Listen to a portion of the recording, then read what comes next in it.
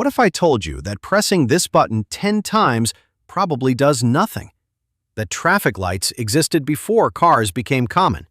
And that a green light does not always mean go? Here are 5 things about traffic lights. First, why are traffic lights red, yellow, and green? These colors were not chosen at random. Road traffic signals borrowed heavily from early railway signaling systems. Red was already widely associated with danger and stopping. It also has a relatively long wavelength, which can help it remain noticeable over distance in some conditions. The meanings of railway signal colors changed over time, but green eventually became the standard signal for movement. Yellow was later added as an intermediate warning signal. It tells drivers that the green phase is ending and that the signal is about to change.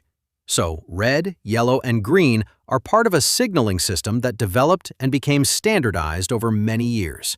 Second, the first road traffic signals appeared before cars became common. One of the earliest was installed in London in 1868. At the time, the streets were mainly filled with horse-drawn carriages and pedestrians. The signal was designed by a railway signaling engineer and borrowed ideas from railway systems. During the day, it used mechanical arms. At night, it used red and green gas lamps, and a police officer operated the system by hand. As motor vehicles became more common, traffic signals gradually developed into the electric systems we recognize today.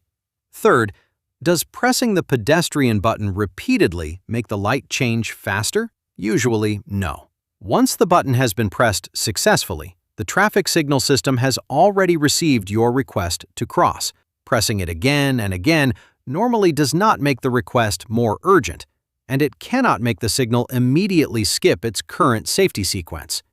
However, pedestrian buttons do not work exactly the same way at every intersection. At some crossings, pressing the button registers a request for a pedestrian phase.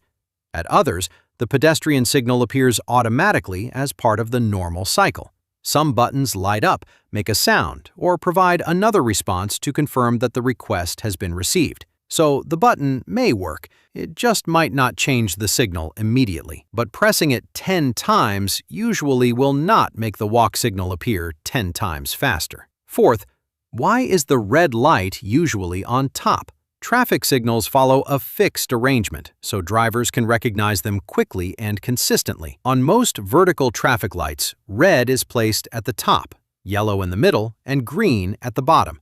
Horizontal signals also use a fixed order, although the exact arrangement depends on local standards. This means drivers do not have to rely only on color. The position of the illuminated light provides an additional clue, especially when colors are difficult to distinguish because of glare, poor visibility, or some forms of color vision deficiency. The important idea is consistency. Drivers should be able to recognize the signal without having to relearn its layout at every intersection.